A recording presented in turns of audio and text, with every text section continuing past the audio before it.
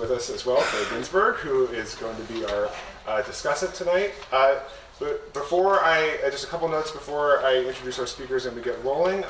We have copies of Patrick's book available for sale tonight at the discounted rate of $20. You can see me after the event.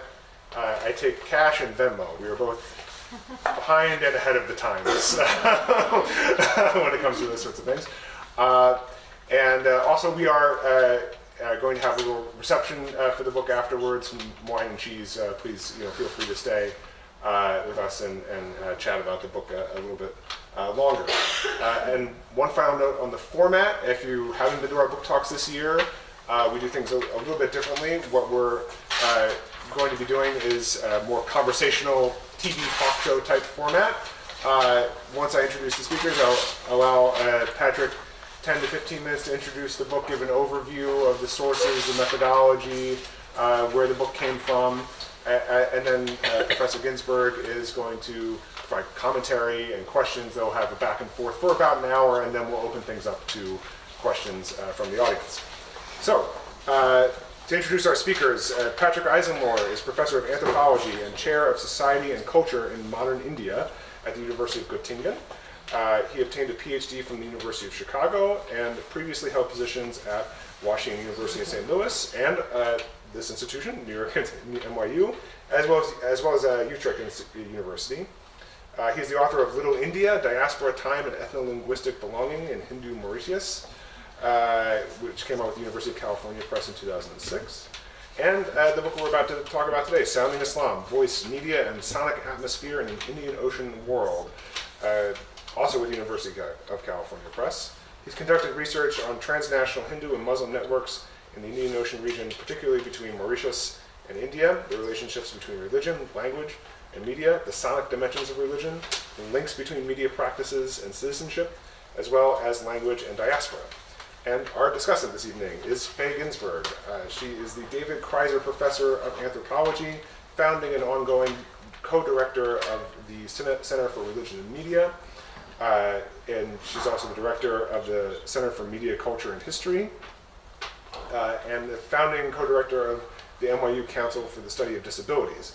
Her works over the years as a filmmaker, writer, and curator has focused on movements for social transformation and the key role played by cultural activists in these processes, from her multiple award-winning book, Contested Lives, The Abortion Debate in the American Community, to her several edited collections on reproduction and gender, to her groundbreaking collection, Media Worlds, Anthropology on New Terrain, and her forthcoming book is titled Mediating Culture, Indigenous Media in a Digital Age. Without any further ado, please join me in welcoming Patrick Eisenlohr, Faye Ginsberg. Thank you. Well, thanks, Jim, for this very generous introduction, and thank you very much for inviting me tonight. It's really a great pleasure to be here at NYU, and it's an honor that you invite me to talk about my book. And by way of introduction, well, one of the questions I was addressing in this book is really, what is it about religious sounds, such as the sounds of a voice, that makes them deeply emotive, like something felt in the flesh? And this kind of question really came up, and I arrived at that question during my ethnographic fieldwork in Mauritius, where I've worked for quite a long time.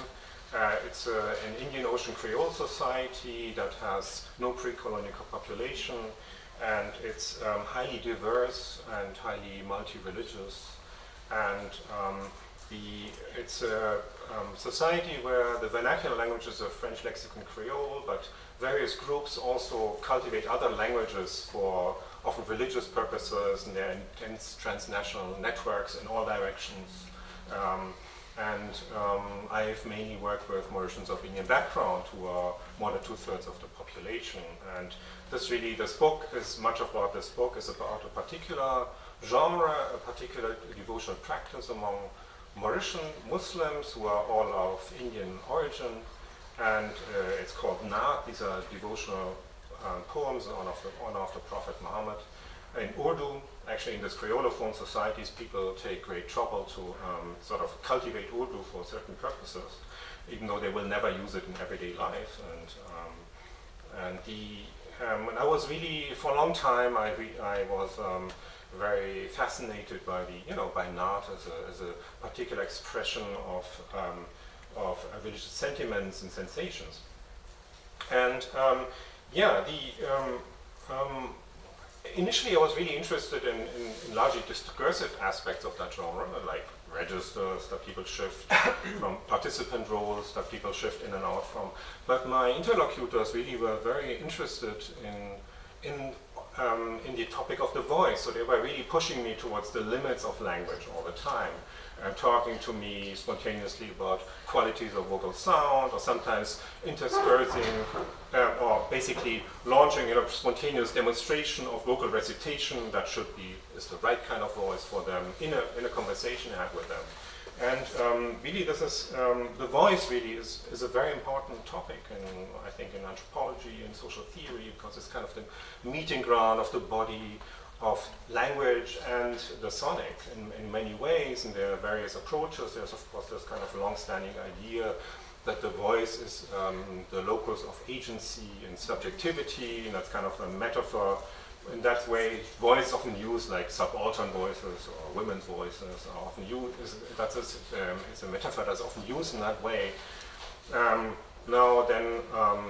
Linguistic anthropologists have long demonstrated that voice is actually, on a Bakhtinian sense, like personae that people can acquire and shift in between. So they're like social types that people can appropriate or not.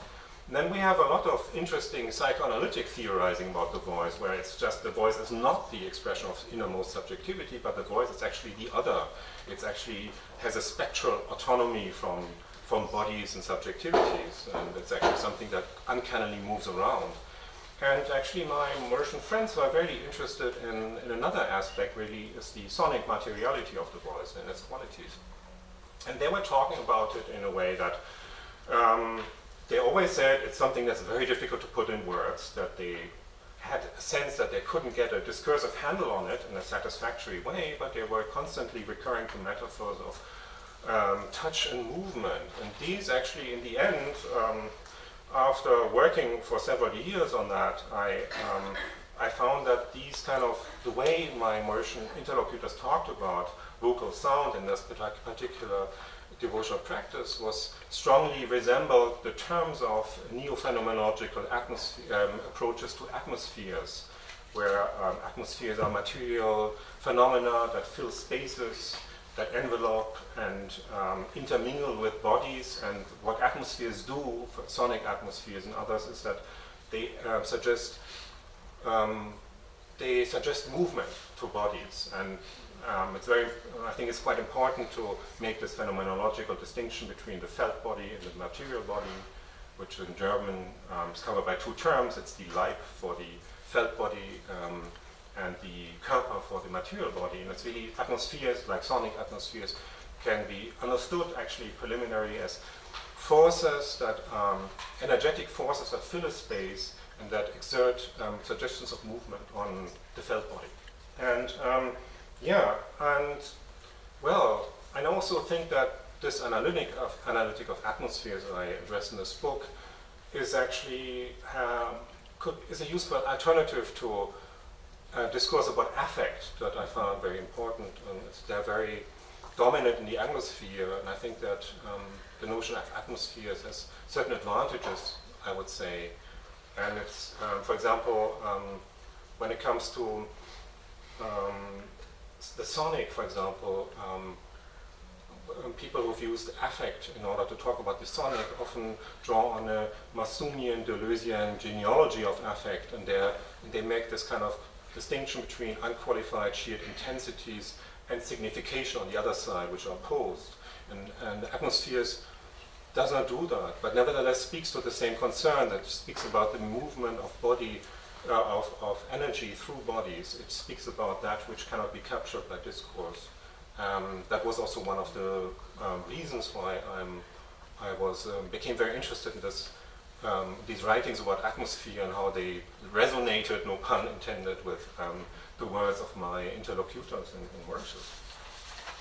And then also when you think about anthropological approaches to religion or the study of religion at large, you will we of course know that there has been a mediatic and material turn going on there for quite some time, but it's quite obvious that actually the sonic is not very well represented in that compared to visual cultures.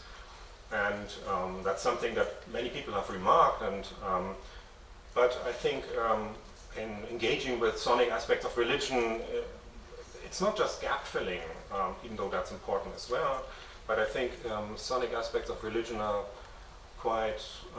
very interesting because of what I would say is a privileged relationship between the sonic and the emotive. And that, with saying that, I'm not drawing a kind of outdated contrast between supposedly distancing visuality, it's an untenable concept anyway, and the sonic as the realm of intimacy, non-separation. That's something that Jonathan Stern has called the audiovisual litany, right? And I'm not really making that argument at all, but nevertheless, it's hard to deny that there's this kind of privileged relationship between the emotive and the sonic, because the sonic cannot just be perceived by hearing.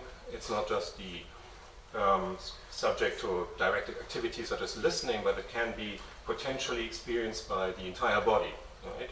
It's flesh and its bones. And anybody who's been to a dance club knows that. And Faye and I were just talking about deaf musicians, basically the proper non-cochlear sound. And that is actually something that I find that makes me interested in the sonic and also sonic dimensions of religion and in some ways. And that I think in I find the neo-phenomenological notion of atmosphere very useful in addressing such felt dimensions of religion that often evade discursive rendering and revolve around suggestions of movements that can acquire particular religious significance. And the book describes the privileged relationship between sonic atmospheres and the emotive dimensions of religion, and I try to do justice to sound as a particular mode of knowledge that is meaningful, but it cannot be reduced to discourse. And proposing an analytic of atmospheres, as I do in the book, to do justice to the sonic dimensions of religion, I want the book also to speak to broader processes in contemporary politics and public spheres, where, as we all know, the atmospheric often trumps the deliberate, no pun intended. And that's a whole half hour without talking about it. Yeah, and do we have still some time to talk about methodology? And yeah, sure. I mean, yeah, about the methods that the book grew out of. Methods in ethnography. I mean, it's first of all the ethnography that I was initially interested in. And was actually the subject, an important theme in my first book that is really the Indian so-called ancestral languages in Mauritius among people of Indian descent that no ancestors ever spoke when they came to Mauritius, but they evolved, or they were kind of institutionalized by a process of diasporization that happened actually after migration from India had already ended, and it was a response to local politics. And I can talk more about that maybe later. It would actually maybe go too far now. And and it was really, and actually, so I knew quite a lot of Urdu teachers because Urdu is actually taught to Muslims almost automatically in Mauritius. If, children of a Muslim name are actually automatically put into Urdu classes on primary level, but actually starting in the 70s, then there was also the idea that Arabic is actually the ancestral language of Muslims, which actually no ancestors ever spoke. So there's a kind of competition there. And this particular genre is one of the ways in which the Urdu language actually lives in Mauritius outside the classroom, and it's really religious settings in which these so-called ancestral languages like Hindi or Tamil or Marathi or Telugu and Urdu actually live on in Mauritius and actually have their uses. So I actually intended over the years a lot of these mehfil mulud, these kind of events, devotional events, which revolve around the recitation of Naat, among other things. And I was collecting a big corpus of recordings that I did myself, but also collecting all the recordings that circulated. Some of the imported cassettes actually still were something that people used in the late 90s. Some of the people here in the room probably don't know what cassettes are, but and then in the 2000s, of course, there was a rapid shift to CDs, and they have all been long been supplanted by mobile devices and MP3 files. But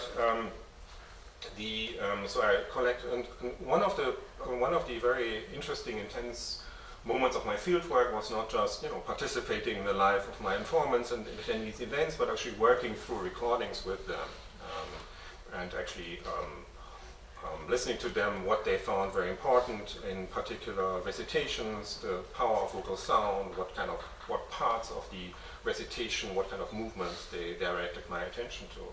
And, so there's actually a lot of that of my ethnography is about what people have to say about sound and about vocal sound, and it's actually something that of course you expect an anthropologist to do. And so what my interlocutors had about vocal sound, their ideas and ideologies were very important. But in the book actually I also used formal methods for analyzing sounds. You will find these spectrograms and waveforms, and analysis of especially timbre, where concentration of acoustic energy, in particular frequencies, and how they shift during the performance, not just pitch and loudness, for example. The importance of a reverb that is part of now kind of a default mode in many of these recording techniques, and also they are built in, people use them in live performances when they have an amplifier. So and I did this because I think in order to take sound seriously, and not just as unqualified affect or intensity, but also as a modality of knowledge, right? Not reducible to something else, not reducible to discourse, for example. I think narrating it is good, but it's insufficient. And I think you need other approaches that complement that. And so a formal analysis, I think, is necessary, and I think that is something I see that anthropologists have not done a lot so far, and more than has been usual in anthropology so far and in religious studies when it comes to sonic aspects of cultural processes such as religion.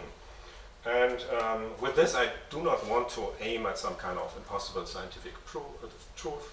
And also I see this as complementing what my interlocutors and Mauritian friends actually said. It's not really trying to demonstrate a truth apart from that. And of course, as visual representations of sounds, these kind of spectrograms and these analyses have their own inherent limits. I mean, they are basically transducting the sonic to the visual, and also there, and there's also something that you cannot sound reduced to, obviously. And also, I would say an important way in which, for example, these visual representations of sound and sonic movement, I mean, you can capture sonic movement quite powerfully with these formal methods, but in the end, you basically represent them in a three-dimensional space, the three-dimensional space of the sciences, but that is not the kind of non-dimensional space that the felt body lives in, right? So in that sense, it's something, there's another irreducibility there. And what I take from that is basically you have to work with several methods simultaneously, and all of these kind of standard ethnographic methods, narration of sound, listening to what people say, the formal analysis as well, right? But so there's no single method that would kind of grasp that, the kind of sonic knowledge, as one might call it.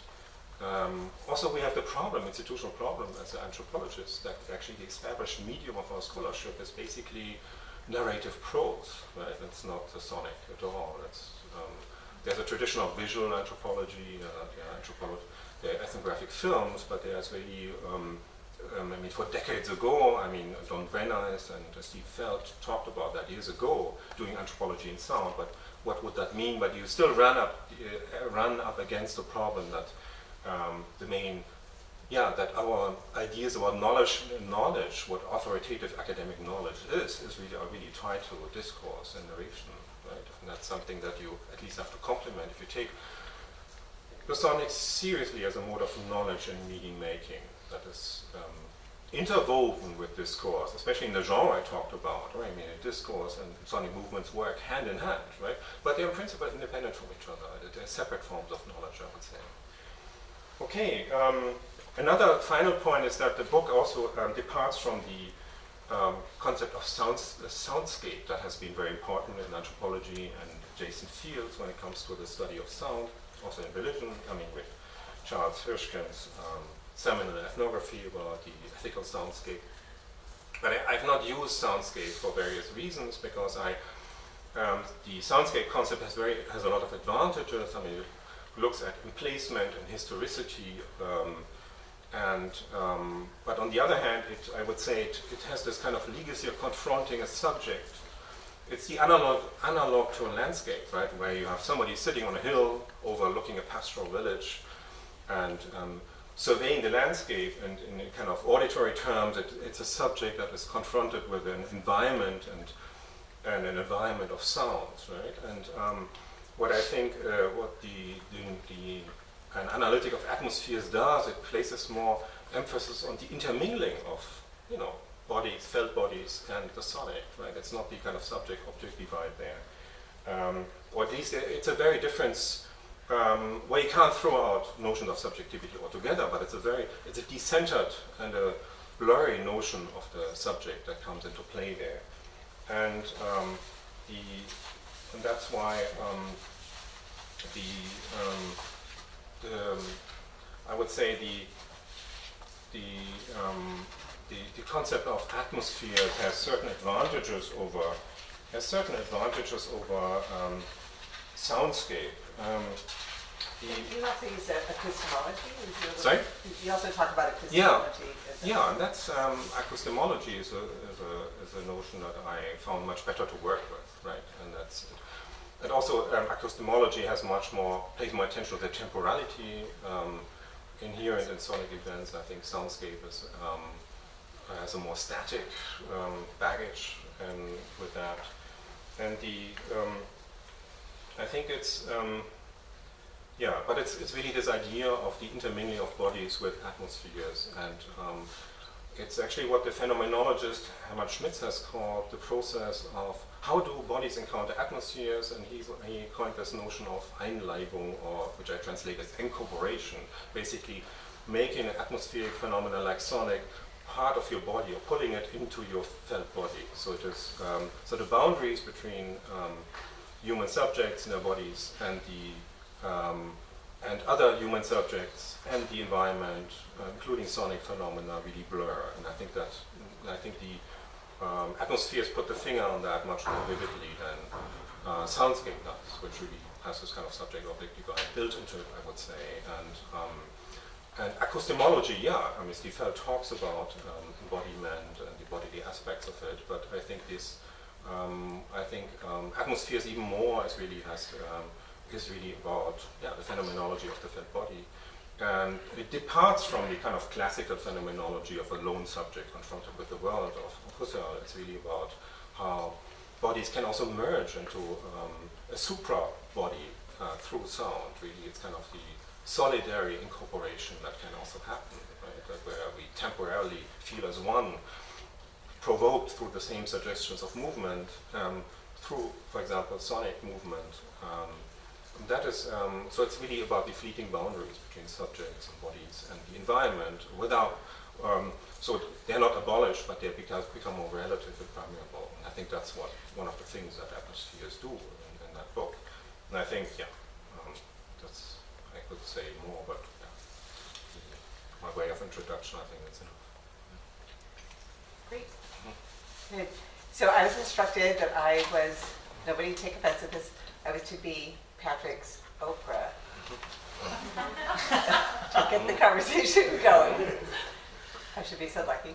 But I was wondering if I could possibly, I know that you have hard copies of the book here, because I actually wanted to do the Oprah thing and hold it up, but also to show people what we mean by a spectrograph and some of the translational methodologies that you use to kind of give them a sense of that. So first of all, I want to say it's a wonderful book, and it's very fun to read, and partially. Am I doing it right way? So what I want to show you actually on the cover here is the illustration uses a spectrograph, which is actually the translation of the acoustic presence of the not singers or reciters into I don't actually understand the technology entirely, but anyway, so this is a lovely version, and I also want to show something else that goes on in this book, which is super interesting, fun. So we see here on the top is is the spectrograph. Here is the waveform version, so it's being transduced. We're going to talk about that more in a minute, and then you can get the QR code and hear the particular audio example of the knot recitation. I love this. It's so concisely done, and it gives you all these different ways of imagining and encountering the material of the people you're introducing us to through this book. So, Patrick is a very, with all the wonderful intellectual ideas, very compelling ethnographer, and always grounds us in the particulars of the circumstances that help us understand and clarify what the theoretical investments are. It starts actually with this fantastic encounter with one of his key interlocutors, Farhad, who possibly was your Urdu teacher also. He's an Urdu teacher. Yeah, he is an Urdu teacher, anyway. And who is also a well-known reciter of Nat. Am I saying that correctly? Yeah, okay. And then he, while you're having this is the first paragraph of the book, reaches for his mobile phone and plays a recording that has a lot of reverb by this very famous Pakistani reciter, Awais Qadri. Have I got that? Awais Qadri. Yeah. And then plays you another example from yet another important Pakistani Nat performer, and which is apparently better use of reverb. Because he uses studio and so forth, but it's such a lovely entrance into all the complexities of this world, the interaction, the different kind of levels of who these folks are and who they, the world of the local person versus these, people who've achieved fame on the world stage, and then the use of, appropriate, what are the appropriate technologies and how those decisions get made and what the acoustic qualities are that make it, that give it value. Right? And what's interesting is scattered throughout that is also ideas about what are appropriate forms of piety that accompany that, and apparently like the wrong kind of reverb can sort of undermine the apparent piety of your performance and so forth. So there's a lot of really interesting different kinds of levels of judgment and qualities that go into it that are both acoustic but also associated with very particular things. So I'd love to, so I know I'm supposed to talk for 20 minutes, but I really want to do this much more as a conversation, if that's okay. And the last thing I also just want to point, it came up very quickly in your conversation, because there's always this question for ethnographers. You're in your wonderful local place and you illuminate it with great care for us, and you obviously have had there's long-standing knowledge of linguistic practices and this particular form of recitation are very, very well rendered, and invite all of us in, including people like me who have zero background in that part of the world. But you jump in the very end, and you did just now a little bit to this question of atmospherics as a current troubling political, at this current troubling political moment of where we see the kind of failure of our attachments to discursive rationality as the ways in which human beings operate and what atmospherics might be. So you come at the very end, I'm just going to read a little section. You say, starting your conclusion, in recent years, intellectually incoherent, if not downright irrational populist currents have profoundly shaken politics in different parts of the world, including the United States. Liberal commentators have been exasperated by the lack of respect supporters of such populist currents have for academic experts' opinions, proven facts, rational arguments, and appeals to enlightened self-interest. And it goes on a bit more in that vein, and then loops us back to Mauritius. So I just wonder if you could talk a little bit about whether this, projects like this take a long time. So at what point this kind of intersection to this kind of very different scale of troubling atmospherics, as opposed to the atmospherics in Mauritius, which are not particularly troubling. They're full of local. It has its share of problems. Yeah, but which may or may not. So I'm just curious if you could, like, did that sort of come up at the end of this book project because of what you were encountering? And you're in Germany, so it's not like Germany is innocent of this either. Just saying, we're not the only ones. But sort of where or this just kind of emerged as you were thinking about atmospherics and the way crowds are incited by this whole sensibility that's both, it's acoustic. And many people have written about the rise of fascism and the microphone, for example, and different acoustic technologies that have produced atmospherics of different sorts with very different political affect and effectiveness. So I just wonder if you could talk about how you decided to put that in the book at the end. Well, yeah, and as you said, it's something that is not a new. It's not a new topic, right? I mean, with Benjamin talking about the aestheticization of the political, and part of what he meant was exactly these powerful currents and atmospheres that are, for example, the Nazis in Germany are orchestrated with the use of where the new media of the day in a troublingly sophisticated manner with a lot of success. So in that sense, the current political moment, in that sense, is not really unprecedented, right? We've always known that the public sphere is not really Habermasian to boot, and that's even though some people may feel nostalgic about an Habermasian public sphere, however, its shortcomings. In my field work, of course, I was looking at what we call religion as atmosphere or religious sounds as atmospheres, and we could. And these are, basically in these devotional events, there's really not much that would be politically troubling, even though Mauritius does have its share of troubles, but much less than many other neighboring places. Well, for example, there's the majority of the population is Hindu. Yeah, it's right? about half of the population. So is that a tension between Hindu and Muslims in Mauritius? Yeah, and the main fault line, political fault line now these days is not between Hindus and Muslims, who actually also are socially very separate, right? And don't intermingle much, and also politically often on opposing camps. But it's basically what is happening is that Mauritius has pursued a kind of post-colonial politics of nation building that is really based on religious multiculturalism, in which religious recognition of religious status of community alterity is privileged, and that benefits, of course, which was then constructed as the Hindu majority. There's no natural Hindu majority. Like in India, the Hindu majority was something that was also politically orchestrated and manufactured. It depends on who belongs to where, do the Dalits belong or not, and so on. And questions of caste, which are also there in Mauritius, but the main fault line is really those people whose ancestors were slaves and who were converted to Christianity and who have no access to an apparatus or middle class that would build a kind of invented, religiously based ancestral culture for them, which would then be recognized and privileged by the state. And these people who are actually known as Creole in Mauritius, actually who are of mixed origin, predominantly African, Malagasy, and Indian, and whose ancestors were slaves, actually do not have that, right? And they are mostly Catholic. They are overwhelmingly Catholic, but the Catholic Church has been dominated by the Franco-Mauritians, the few French families who were some of the original settlers of Mauritius, and who still own a lot of the economy and the land.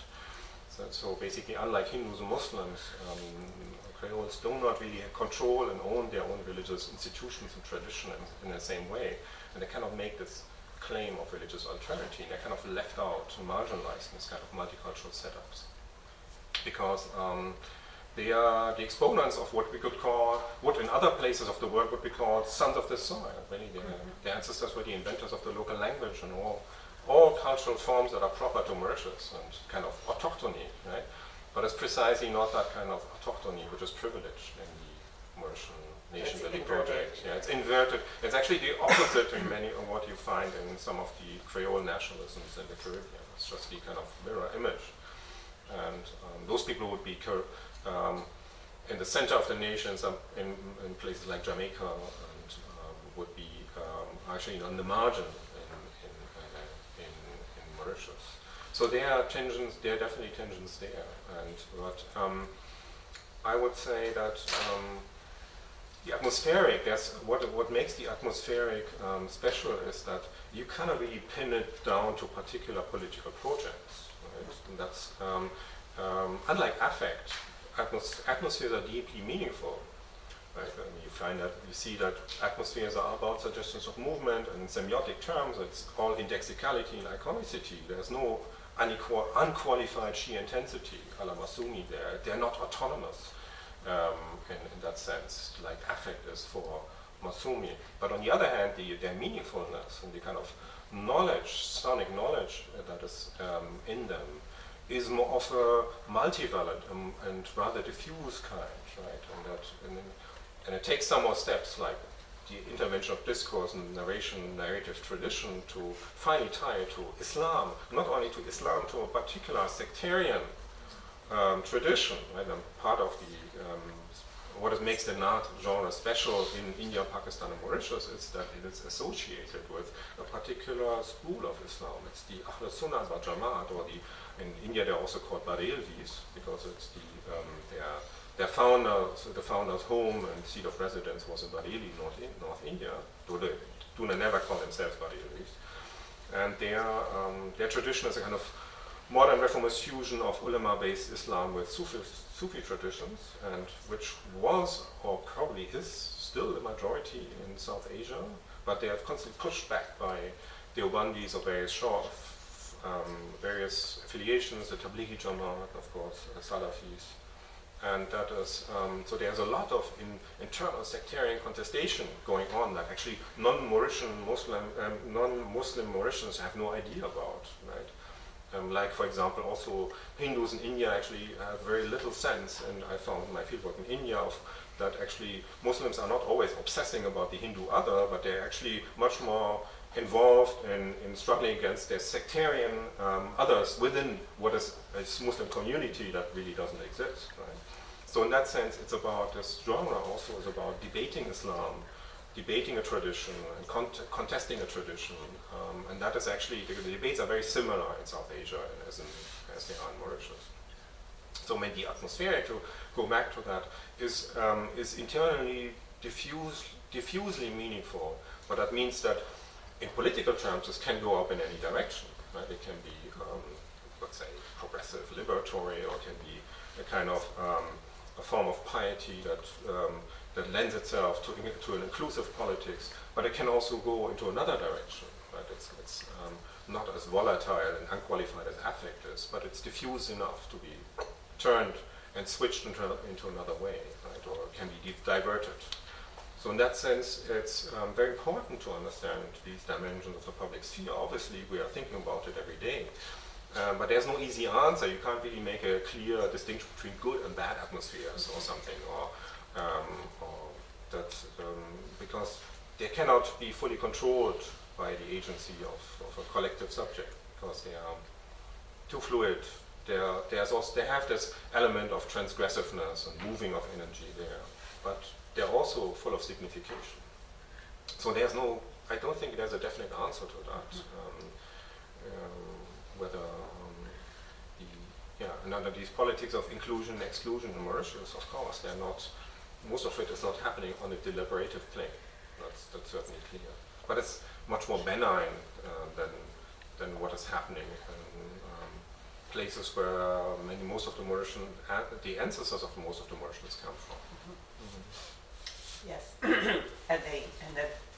yes. For example, Twitter is not inherently evil, but now we are starting to think that way. Before we had Twitter revolutions that were liberatory, exactly, 10 years ago. When we were excited about the Arab Spring. So on that question, actually, I was curious if you don't quite. People are using cell phones, and they're just sort of getting to the question of technology and reproducibility, because it's clearly like a very important technology for the circulation of Naat and making it a transnational movement. And I was just wondering if you could talk a little bit about how social media are deployed using those, because you kind of restrict the discussions that we have access to in the book to the particular, not the qualities of Yeah. that, but are people using, I mean, it seems to me like, I don't know, I know in different religious sects there will be restrictions on those and sometimes not, but just curious how the... Yeah, I mean, the social media, I mean, that's, most of the research for that book was actually done before social media became as powerful as they are now. These are the things that happen to Yeah, us. exactly. Yeah. Damn, you're out of date. Exactly. And Facebook and YouTube are, of course, extremely widely used for disseminating that genre. And I was, I started at a time when people still had cassettes, but were switching to CDs, right? And that has changed a lot. One of the changes that came along with that is, of course, that the visual dimension of the performances. So it's the audiovisual that becomes more important, which was not really the case when we are just talking about audio media. And there are actually new debates going on about how important the visual should be, and for example, not just vocal performance, but also other body language and the wider bodily performance and posture of the performers should be very important. And I have heard, for example, there are very similar debates as to using kind of special effects like an extremely strong echo-like reverb to enhancing the voice, where some people say that this is actually something that is forbidden, it is exaggerated, and it's just vanity, and the same kind of debate started about the visual, that somebody is throwing the hands up and down, like with dancing, and then there are some alim who actually say, there's ulama who says that this is forbidden, and other people would say this is okay.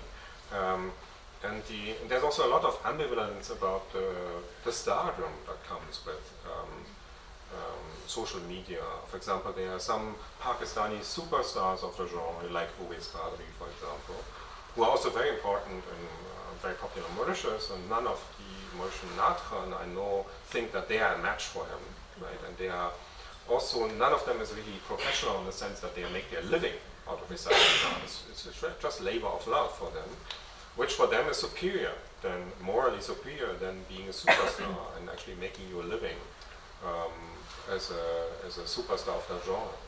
So that, in a sense, undermines the quality of piety.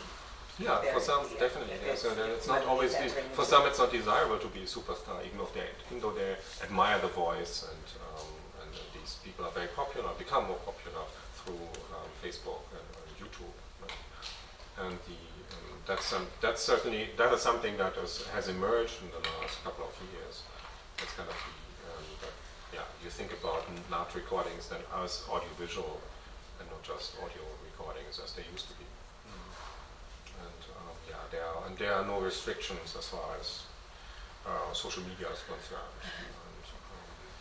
And, there's just competition. And the thing is that if you think about NAT as a contested genre that some people have attacked, because the standard critique of, for example, of some Deobandis and especially Salafis of that genre is that the genre overdoes the praise of the Prophet so much that it raises the Prophet to kind of godlike position, and that would be deeply sinful.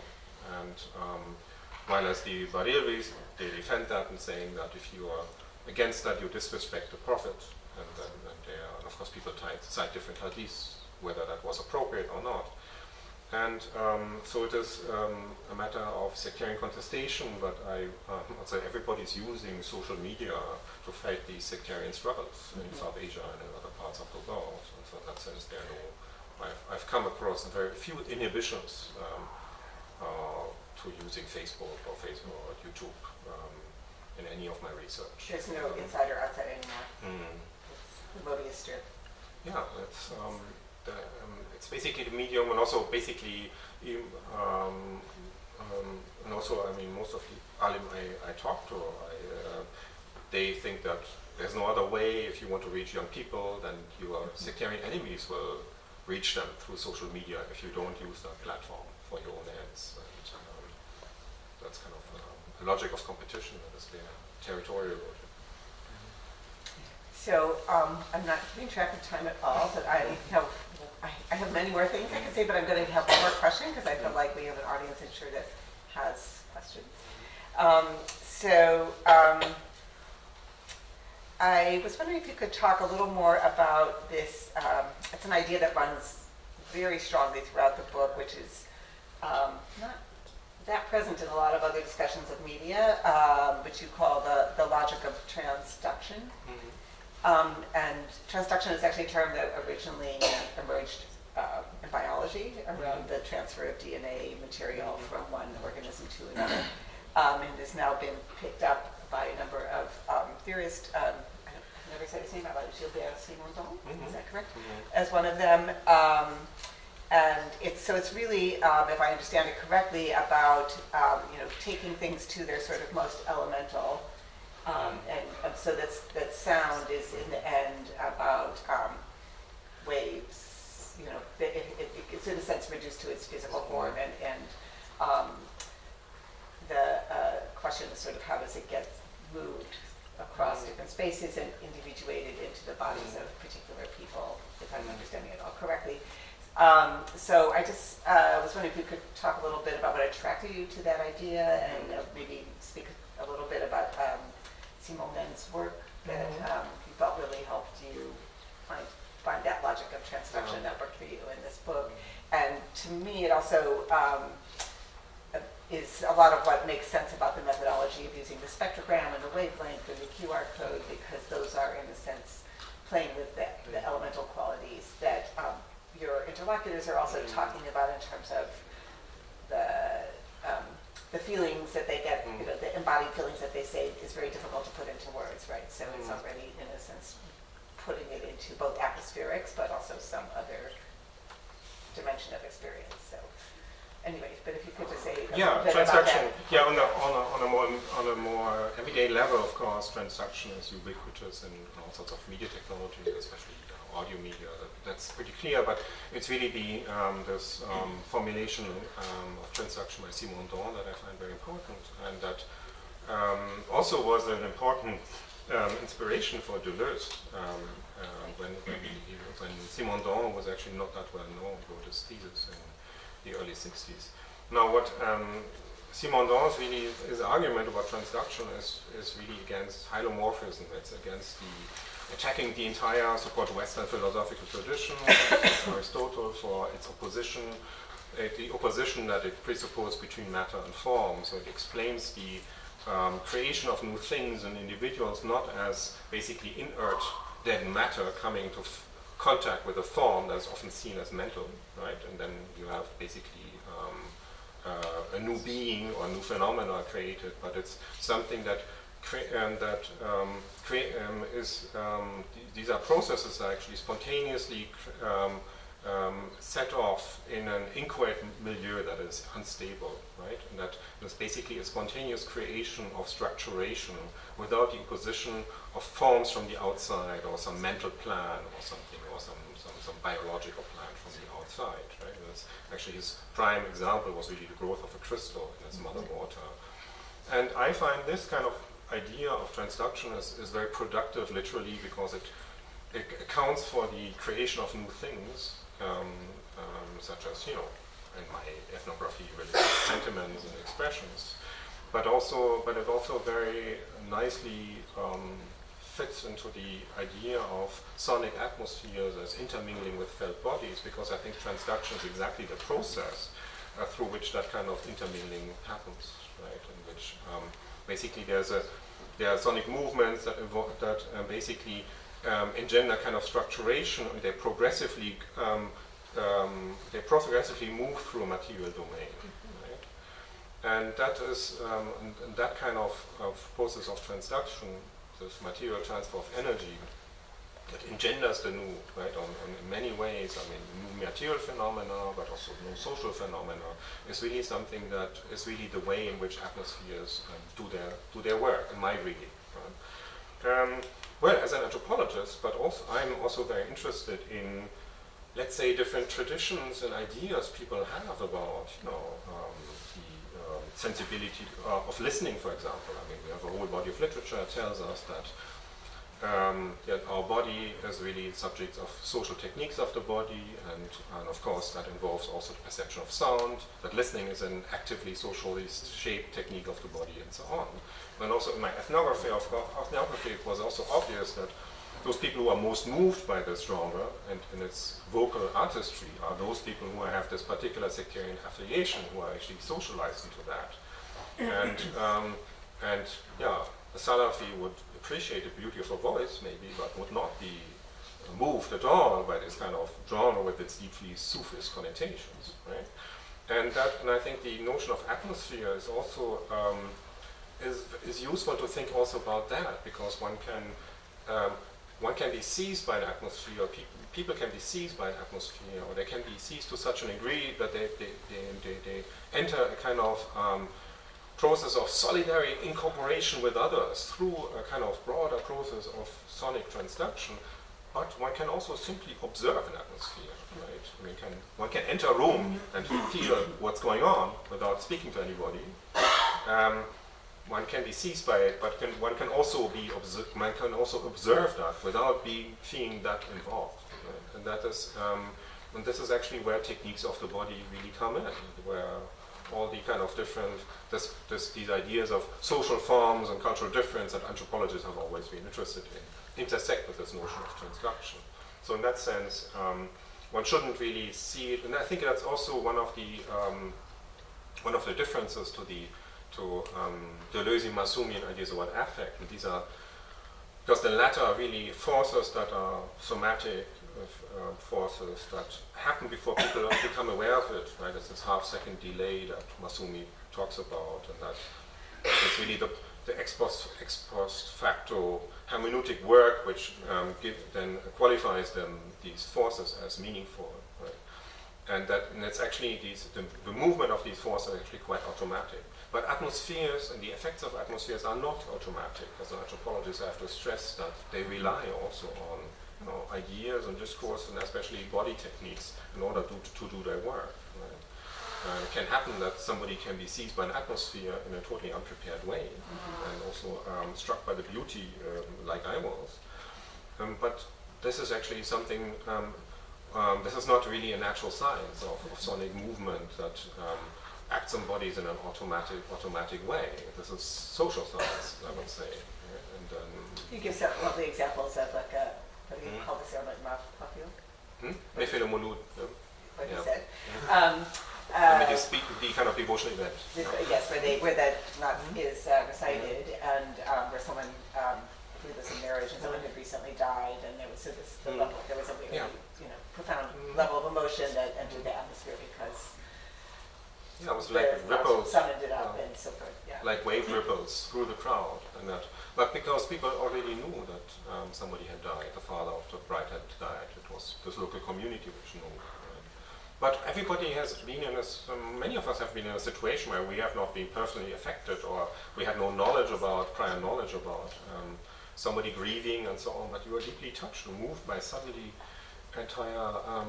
so many people and bodies around you grieving, and that's really you feel that it's a process of solidary incorporation that can seize you even without prior attunement, so to speak. It's a kind of idea of contagion.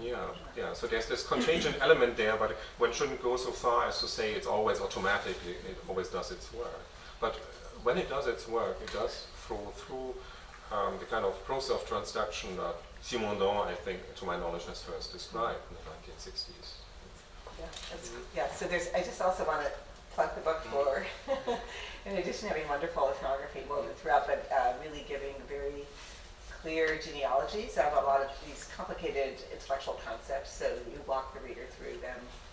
Perhaps they have not thought about transduction before, but by the end they will have. So I have more I could ask, but I think there are probably people in the audience who might have questions or thoughts. There's one back there. Jim, can we do our own questions? Go for it, yeah. Tyler. Yeah, you were already kind of anticipating what I wanted to ask about it. This week I've been working on a piece on drumming in deaf churches in Uganda where I work. So, what you said tonight in the book has just been really kind of generative and inspiring. And I'm thinking through critiques from deaf musicians who you alluded to, and also kind of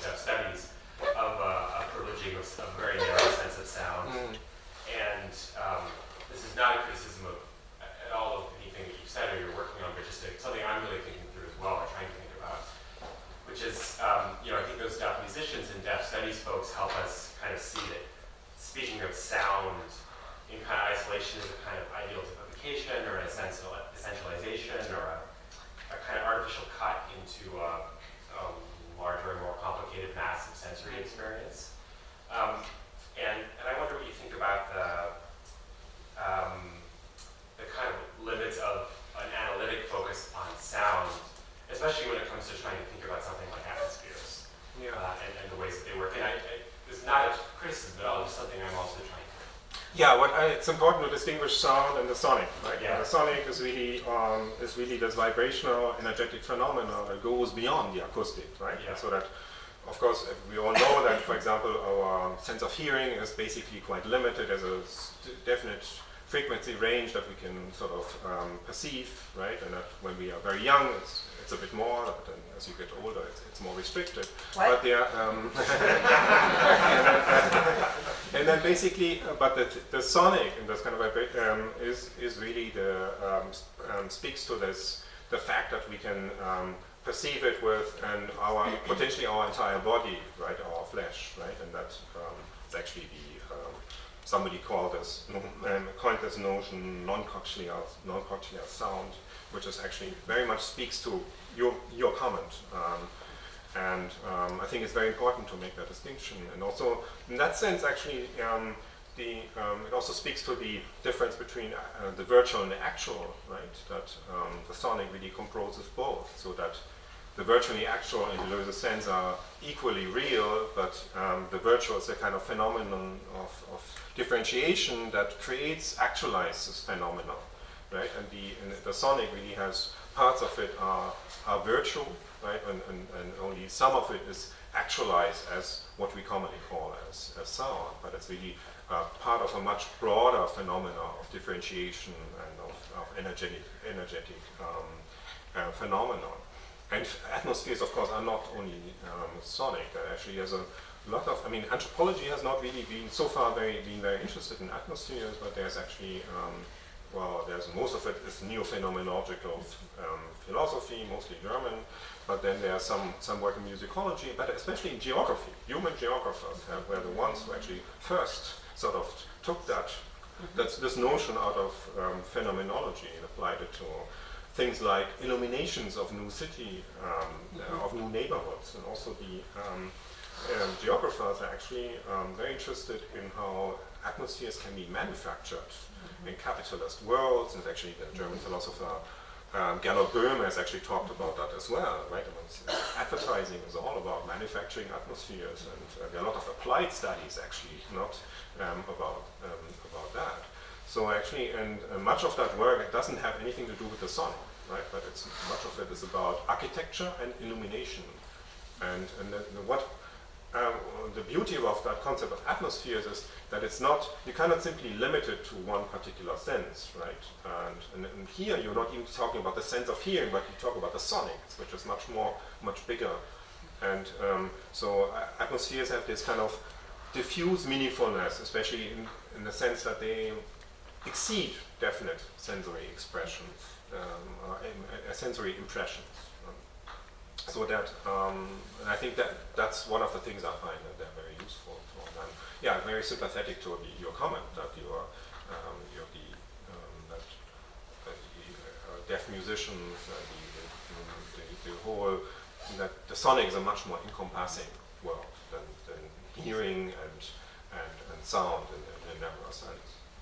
Yeah, we did, actually in our when we were just chatting over there, there's a number of the comments of your interlocutors about experiencing sound were definitely reminiscent of this. So there's a very famous deaf musician, Evelyn Glennie, who's talked about how she experiences sound in her body, and the descriptions that they give are extremely similar. It's very interesting, even though they're obviously also hearing and sound. So, Tasia? Thank you. I'm looking forward to reading this, especially because in my new work I'm encountering a lot of discussions about voice and vocal quality. So, Michael, I have two questions. One is a little bit more a limited comparison, and then a slightly larger one. And I was curious, in your field work, did you encounter a lot of discussions about kind of, I guess, like, for lack of better words, like ideologies about like sound and what, say, Naat can do versus, say, Qawwali? Is that like, was Qawwali a genre that was like meaningful in Mauritius, and like, and how they would differentiate, like, you know, this form of praising and musical praising versus another one in terms of like Naat did something different than Qawwali? I'm just curious, like, if there were discussions about that. And then the larger comparison, I was thinking, because you've also worked with Hindus, I was just thinking in terms of how sound in kind of a Hindu context, in terms of, I was like, how the importance of certain kinds of sound in terms of incantations and like calling the world into being. Yeah. And I'm wondering if those ideas were, I mean, did you see like a dramatic Like kind of contrast traffic, in kind of, yeah. traffic or contrast or like boundary marking, you know, through the use of sound, like, you know. Yeah. The first question about Qawwali is not very popular in Mauritius. It's there, but then basically there's the. Could you actually just explain what that is for those questions? Yeah, it's a musical genre of South Asia. It's deeply associated with Sufi traditions. Yeah. And it's a musical genre. It counts as a musical genre, and does not count as a musical genre. It's people say actually not Naat Ghana Sure. in Hindi Urdu singing, but Naat Parna. So you read Naat. It's a recitation. Even though, of course, if you listen to it, it is something that you easily describe with musical terms. And but the same can be said about Quranic recitation as well. It's kind of it's a form of vocal art, but it's radically, it's religiously demarcated. So the category of music is something that is very cultural and very flexible, and so Naat is not music, and Qawwali is music. And also Qawwali often has instrumental, is accompanied by instruments, like harmonium, drums, and so on. And that is really not the case with. There are some people who use a duff, which is like a ravan, but it's very rare and contested for Naat. So usually the usual way is not to have any vocal accompaniment, kind of instrumental accompaniment. That's one of the main differences. And I've not done research in India or Pakistan, but I would say it's there. It's really what counts as music and not music, even though everything can be analyzed as music from a scholarly point of view. And the second idea was, whether there's been, you're asking really this very large, important question in South Asian context: how much separation, how much traffic has there been across the religious divide when in ideas about sound and the voice and so on? And then I would say that there's a tradition of vococentric art in South Asia. I'm not a musicologist. But certainly the kind of certain Hindu cosmologies about Nada Brahma, in fact, the universe as sound and so on, is something that you would not encounter among the people I work with. And it would be very interesting to do a more in-depth historical study and to see whether there has not been unacknowledged traffic or forgotten traffic of ideas nevertheless. Right? So I never came across any references to Hindu forms of devotion or ideas. I mean, there's kind of very, very long-standing religious ideas about sound and religion in Hindu traditions, and it goes into the realm of cosmology. Like there's a German colleague of mine, Annette Wilke, who's actually written about that in a very insightful way. But I couldn't see anything of that in Mauritius, but it remains always a very important question in the South Asian context. But it's nothing that really many of my interlocutors and friends would know about, and they would certainly resist that. But it's certainly clear that, for example, in certain Hindu forms of devotion, that you have sort of recitation or musical genre in Bhakti, for example, that where vocal sound is very important. Where there's also this, like in Naat, a kind of personal invocation of here in Bhakti of a deity, a particular form of a deity, which in Naat is, of course, it's really the invocation of the prophet. So in that sense, I would say that there are certain parallels there, even though, of course, my interlocutors would hate to hear that between a form of Hindu Bhakti devotion and Naat. And it's exactly the kind of thing that its detractors would draw upon because of this long-standing internal critique of Sufism as something that is kind of supposedly contaminated by the Hindu background of many of the original converts. And then you get into this communal discussions very easily in a South Asian context about what is proper Islam or not, and you have a nationalist discourse in India where actually only Sufi forms of Islam can be accommodated within the nation, and more and traditions of self-understood Islamic purification are routinely put outside the boundaries of the nation in India, despite the fact that we've had them within the boundaries of present-day India for centuries. Right? So it's a very big and interesting topic, but something that I could not contribute a lot from the Mauritian angle. Yeah. Can I ask you a very quick question? So, is the use of instruments in religious presentation prohibited? It depends who you talk to. I mean, Yeah. certainly Like there I are said, a lot of Muslims who, if you talk to Salafis, they would not be friends of Kabbalah. Yeah. And, so it really has to do with not just with personal inclination, but really sectarian affiliation. Because that's And, true in Judaism too.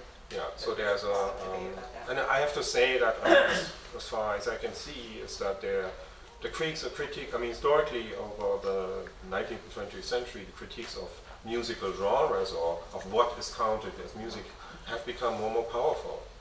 And that's why I think the musical genres become more and more marginal in that tradition, because more and more people are being convinced that this is actually something that's improper, even though it was the norm for most people for centuries. Yes. But still, Kabbalah remains very important. And just But for in a India, it has this important twist, because in India, there's actually Peter Manuel has actually written about that. Very interestingly, there's this appropriation of Kabbalah and certain forms of Sufi poetry by Hindu middle classes, right? There's a kind of a gentrification of that.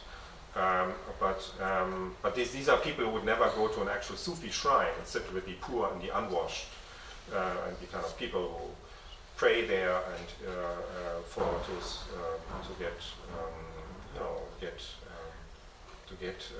get healed from their afflictions. And so it's something that is I find very interesting, that you have basically places, air-conditioned places in Delhi where this is performed, and it's an all Hindu audience, a middle-class audience, and while it's actually the bearers of the real tradition are in shrines, and since they're Indian Muslims, they tend to be quite poor and marginal, and they're usually people who, these Hindu middle classes who are often upper caste background, would never really socially ever come in contact with, residentially or socially. So there's a very interesting dynamic, at least in the Indian context.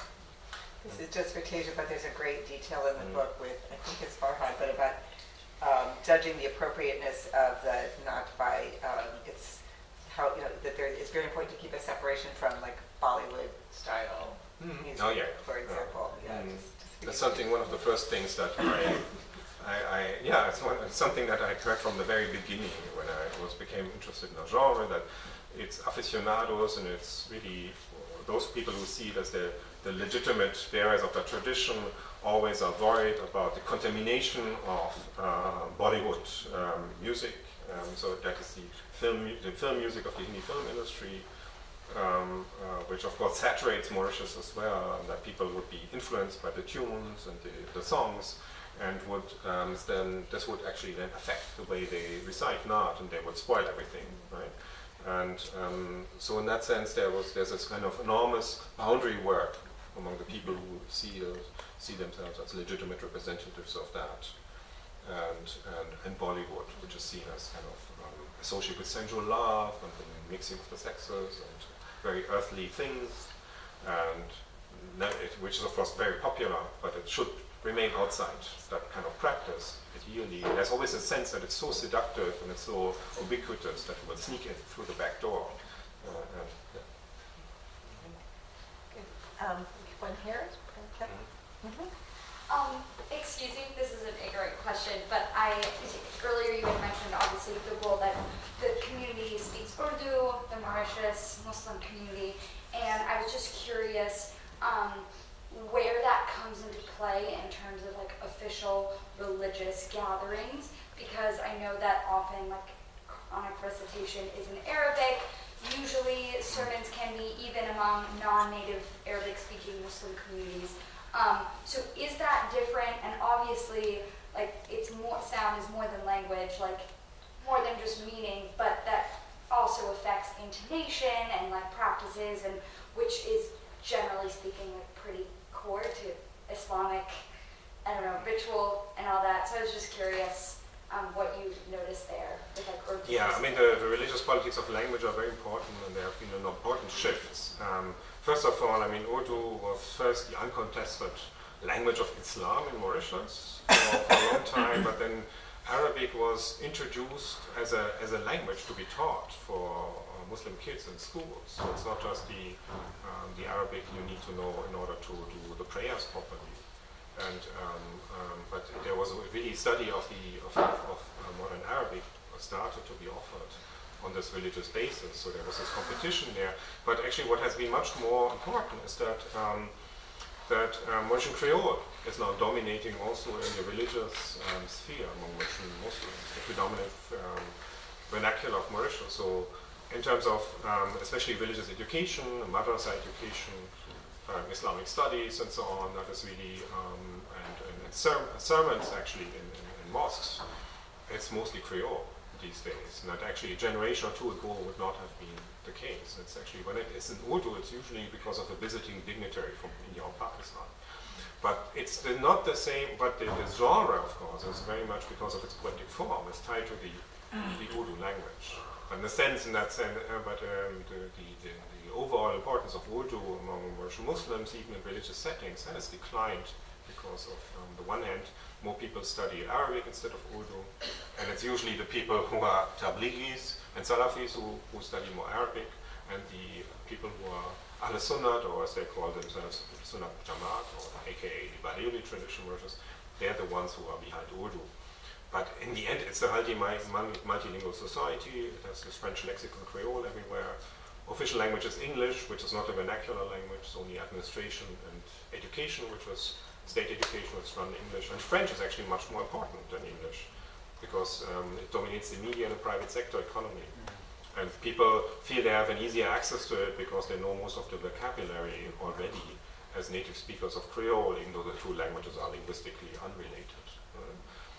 So it's part of the Francophone world, definitely. And there's also a small vernacular French-speaking community in Mauritius. So in that sense, what about Mauritius as a Creole society in the ocean? What I find very fascinating is, for example, that you have this creation of a Creole society through slavery. You have Europeans who come to this uninhabited place and they bring slaves from Africa, Madagascar, and also from India to a minor degree under the French period, and the British take over Mauritius because the French privateers and attack British shipping, which all went around the Cape of Good Hope to India before the Suez Canal. So they sent an army and navy from India, mostly Indian soldiers, to capture that island during the Napoleonic Wars. It was British until 1968. And the British then abolished slavery. And it's the same story that the former slaves do not want to continue work on the plantations, so they import. There's this mass importation of Indian indentured laborers, and there's actually Mauritius is the destination which received more indentured labor than any other, even South Africa.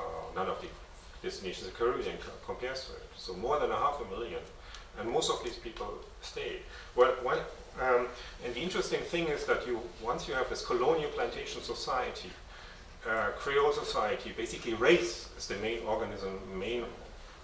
organization of stratifying groups, organizing the economy and politics. I mean, it's racialization, racial exclusion. So what happened was that for a long time in Mauritius, there were, so Indian was not just a neutral category of origin, but it was a rather inferior racial category because there was this white and colored elite which dominated Mauritius under colonialism, right? And there were Indian elites, but they were not politically very powerful. And so what happened actually after Indian immigration had ended by the First World War, you have starting in the early 20th century and then starting really in the 20s and the 30s with that Indians become Hindus and Muslims. Right? And then there's partition. So well before independence, there are no more Indians, they're just Hindus and Muslims. And why? Because people responded to racialization through a process of religionization. So they became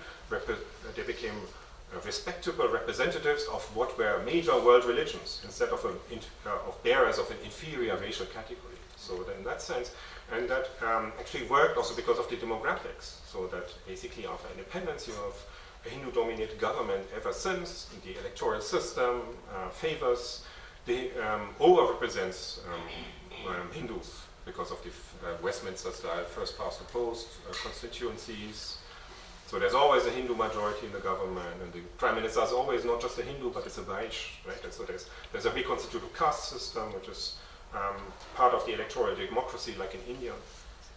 So that is actually happening. So the part of the importance of religion, public religion in Mauritius was that it was a very successful escape route from racialization for people of Indian origin. And those people who could not do that, actually the Creoles, who were Christians and had no ties to an ancestral land because they underwent the brutal violence of slavery. Right? So indenture was brutal enough, but it never cut off. Usually families were not torn apart, people went back and forth, people were able, under great difficulties, to establish folk educational religious institutions, right? And that was all impossible under slavery. So that that's actually the story behind the importance of religious identities, and because there was this idea: are you racialized, or do you become primarily identified by a religion? Right? And that was much more advantageous, I would say, in this particular Creole society. So it's a very particular story that has to do with this plantation society and how people responded to the predicament of being, indentured laborers, or being small planters or sugarcane laborers, and so on. And then, of course, there were, and especially Hindu nationalism, of course, and Hindu mobilization in India in the 20th century provided, of course, great models of empowerment for especially Hindu elites which were forming there. So they started to become Hindus and identify as Hindus. And because Indian was a racial category in that society, in a colonial plantation society. So that's actually background to this question of why this business with Urdu. But yeah, Creole is now much more accepted in many more domains than it was before. But it's not recognized as a national language, and that's another story, maybe for another session. Yeah. Me? Yeah, so my question, I'm very fascinated with the technology span you had. So my question is actually about breathing. Because especially in the first analog cassettes that I'm sure you were listening to, you can actually hear the breath. And when the same recordings were digitalized, that was cleaned up. Yeah. So you actually can't hear the breath. And now you're talking about reverb being added even to live performances. So I was wondering about, because of the atmospherics and the embodiment, did your interlocutors mention breathing in the recitation, as a form in the recitation?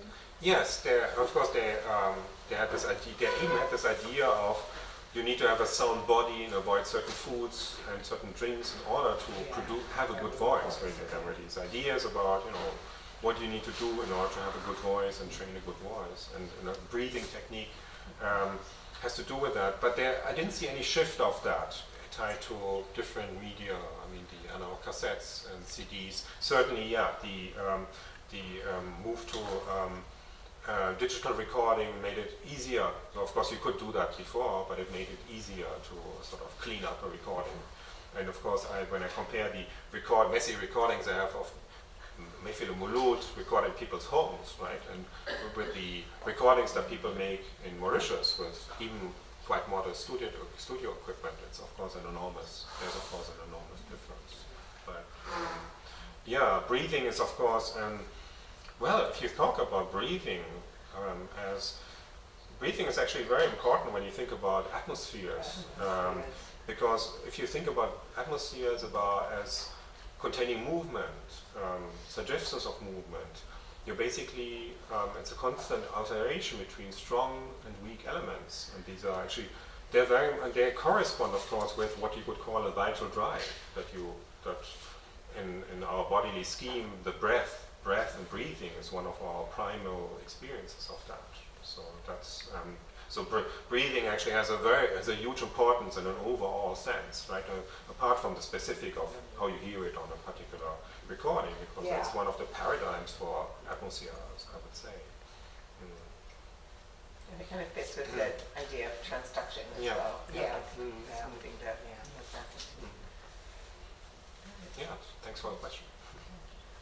Do we have any? You can take one more. So I'm going to ask it may sound like very, just like, oh, she's going to ask that question, but here we go. So I'm interested about gender in the book because there's a kind of assumed masculinity that is, who is permitted to partake in this form. There are mixed audiences, and I was sort of reading it for like where gender emerges. So is there, especially as not is circulating on social media and other forms, is there any potential for it to cross the historically constituted gender bound? Is that something that? Yeah, of course. It's tied up to this idea of masculinity that the reciters of Mass should be ideally men. So we are talking about gender. It's gender all the way down, right? So in that sense, but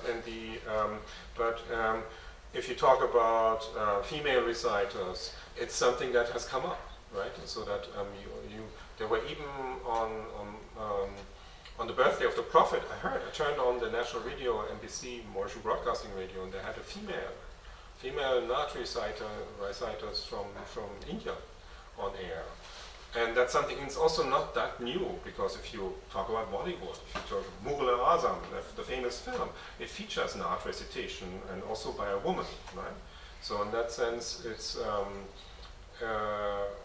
there has been a long-standing debate, so that of course most of the Muslim men I talk to would think it's not legitimate, but it's there. And I know what has happened in Mauritius in the last 10, 20 years is that there are now mehfil and mulud for women only, right? Where they recite Naat. So I got to know. You mentioned that, so and then the reciters are women. Yeah, the reciters are women, they recite for women. And then actually nobody has a problem with that in Mauritius, at least. So it's about gender segregation more than and because what you have is actually, if you have a mehfil and mulud, you have actually men and women and children there, but they are kind of spatially segregated. They are often in separate rooms if it's a private home, right? So, but it's only the men who are reciting. But then if it's a woman reciting, which happens much less frequently, then it's the audience is all female. Right? And I've not come across recordings of female Muslim Natran, but in India they exist. They've long been around, and they're featured in popular Hindi films. So in that sense, it's definitely there. Right?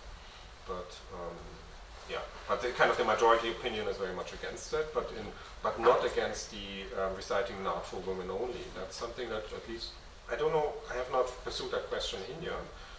So I've done part of my research has brought me to Mumbai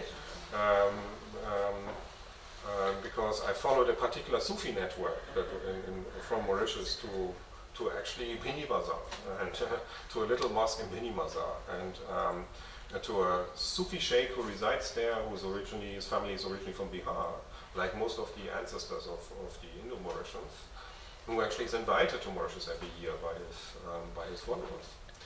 And it was easy for me to do that because I was already doing a different ethnographic, field research on Shiites, on 12 Muslims in Mumbai, who also exist in Mauritius, the same community, but they're very small and not that important among the Gujarati traders in Mauritius. And so I don't know exactly what the situation is like in India, but in Mauritius nobody actually objected to female Naat recitals for women. So as long as as long as the listeners are female. yeah, but it's of course, I mean, question of gender, you don't have to dread. It's from the beginning anyway, all about gender, all the way down. That's it's all part of it is constitution, has to do with the constitution of masculinity, and yeah, it's about the relationships between what counts as men and women. So that's it's kind of taken for granted, but I've not really approached it in detail in the book. Yeah. And of course, yeah, I did, and in the Mauritian context, of course, it was not that difficult for me to talk to women, actually members of the same extended families I knew, and actually that there was actually one teenager actually who actually helped me a lot with transcription, and she was actually organizing Mefele Mulut for her friends, female friends, and so on. So that was not, in terms of access as a male ethnographer, that was not particularly difficult in that sense. But of course I ended up mostly working with men because they're the ones who mostly recite that genre and cultivate that genre in Mauritius. Well, that's going to be in the next book, I guess. Anyway, join me in thanking Patrick for a wonderful presentation. Thank you very much for your generous engagement, and thanks very much again for inviting me. I'm so happy to be here.